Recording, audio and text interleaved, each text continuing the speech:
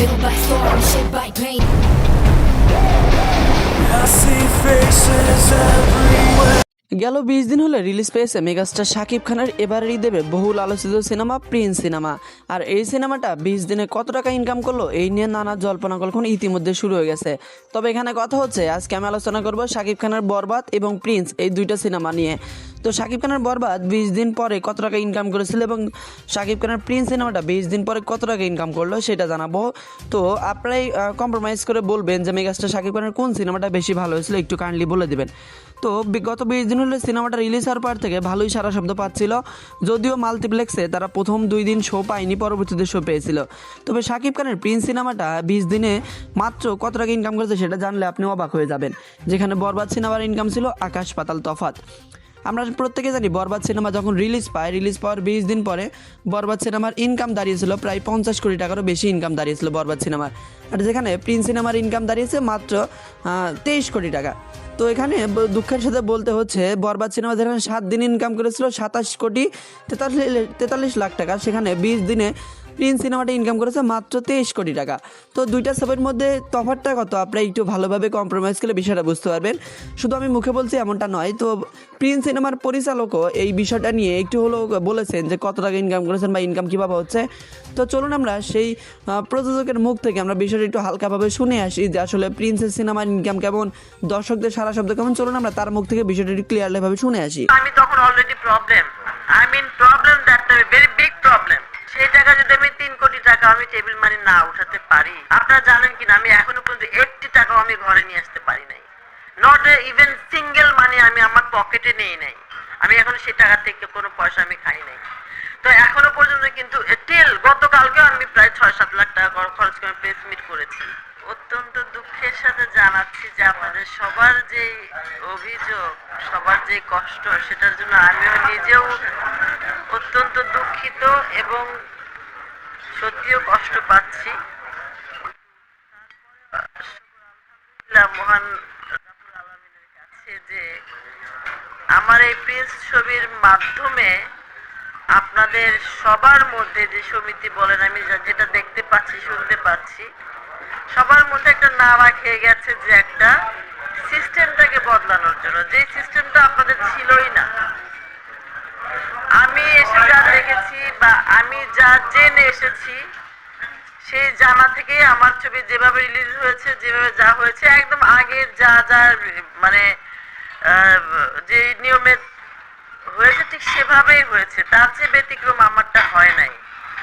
বা যেভাবে যে ক্ষতিগ্রস্ত হন না কেন সবার মাথায় সবারই টনক নড়েছে এবং সবাই কিন্তু এটা ফিল করছেন যে এই ইন্ডাস্ট্রির এই কিছু কিছু জিনিস কিছু বাক বদলের দরকার আছে। আমার এই ছবিটা করতে আসার প্রথম উদ্দেশ্য ছিল যে আমি এই ইন্ডাস্ট্রিতে একটা বাক বদলের শুরু হয়ে ঢুকবো।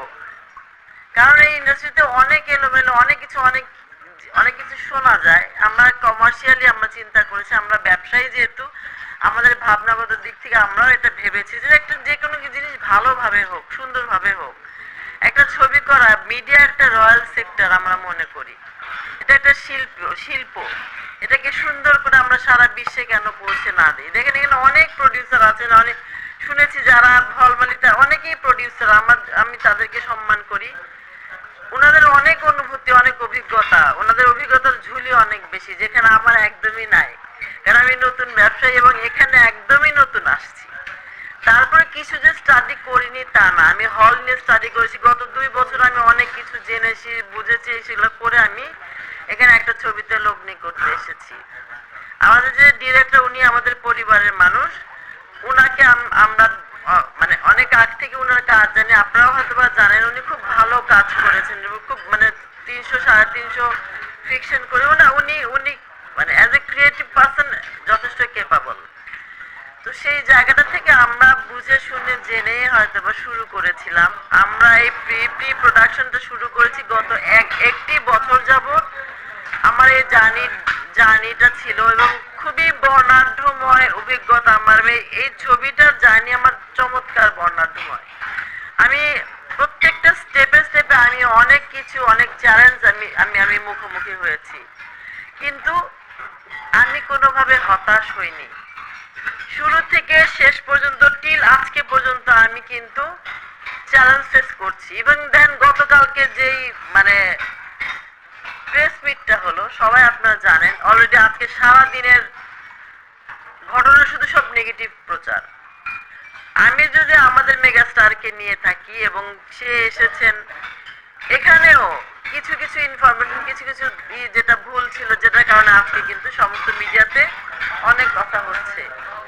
বাট আমি জানি না, কেউ কেউ বলেছেন যে ছবিটা খুব বাজে হয়েছে, একটুখানি দেখেছি। বাট আমি শুধু সবাইকে হাত জোর করে একটা কথা বলবো, আমার বিশ্বাস যেখানে 90% লোক ছবিটা দেখেন নাই পুরোপুরি, 90% লোক ছবিটা পুরোপুরি দেখেন না, এটা আমার বিশ্বাস। ছবির যে গল্প, গতকালকে সাকিব খান একটা কথা বলছিলেন যে আমার বিশ্বাস ছিল বা আমি ভেবেছিলাম এই ছবি দিয়ে আমার ক্যারিয়ারের জীবনের সবচেয়ে বেস্ট একটা বুম হবে, সবচেয়ে বড় কিছু ঘটাতে যাচ্ছে। এবং সেটার জন্য আমার মধ্যে একটা নতুন প্রযোজক, এরকম একটা পরিচালককে নিয়ে সে সাহস করেছিলেন। যদি বলেন যে পয়সার জন্য করেছেন, না, তার পয়সার কোনো আরো 10টা ছবি করার জন্য বহুত লোকজন বসে আছে তার পয়সা নিয়ে, তার পয়সার অভাব নাই। উনি অ্যাট্রাক্ট হয়েছিলেন শুধুমাত্র আমার গল্প নিয়ে, গল্পটাকে পছন্দ করে।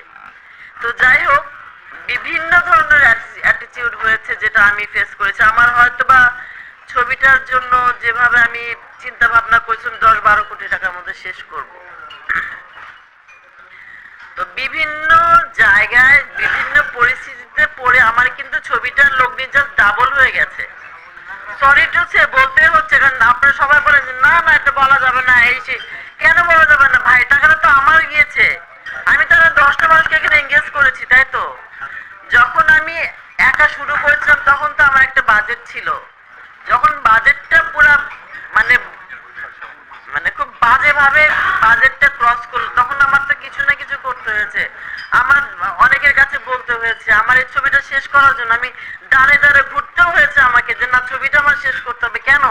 বিকজ অফ আমি তখন already problem, I mean problem, that very big problem. তো যার কারণে এখন অনেকেই বলে যে মানে এই ভদ্র মহিলা তো টাকা নাই, ভদ্র মহিলা জমি বিক্রি করছে, ভদ্র মহিলা সোনা বিক্রি করে, এই ধরনের অনেক ইনফরমেশন আমার কাছে আসছে। আচ্ছা ঠিক আছে, সবই মানলাম, আপনাদের সব কথা ঠিক, কেন করতে যাচ্ছি, কেন আমি এরকম অসহায় ছিলাম বলেন? বিকজ অফ আপনাদেরকে একটা ভালো ছবি উপহার দিব জন্য। শুরুটা যেহেতু করেছি কোটি কোটি টাকা আগে আমার শেষ হয়েছে জন্য, আমার যদি সুযোগ থাকতো আমি 10 বার পিছনে যেতাম, কিন্তু আমি একজন আশাবাদী প্রডিউসার হিসেবে আপনাদের সামনে আসতে চেয়েছি। আমি ভেবেছি যে আসলে পাতা হয়ে ঝরে যেতে না, আমি আপনাদের মধ্যে আপনাদেরকে ভালো ভালো ছবি উপহার দিয়ে আমি ডাল হয়ে লেগে থাকতে বা ডাল হয়ে আপনাদের মধ্যে থাকতে।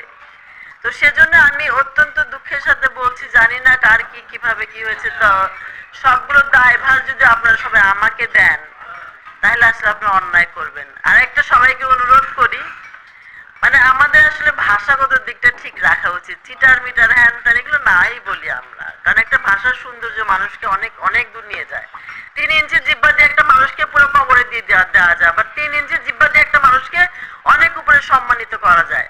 তো আমি হয়তো ছোট মানুষ, আমি হয়তো অনেক কিছু জানি না, আপনাদের সবারই অনেক অনেক অনেক অভিজ্ঞতার ঝুলি আপনাদের, কিন্তু আমার হয়তো সেই পরিমাণ অভিজ্ঞতা নাই, ঠিক আছে? কিন্তু আমার এই ছবির জার্নিটাতে আমি যে সমস্ত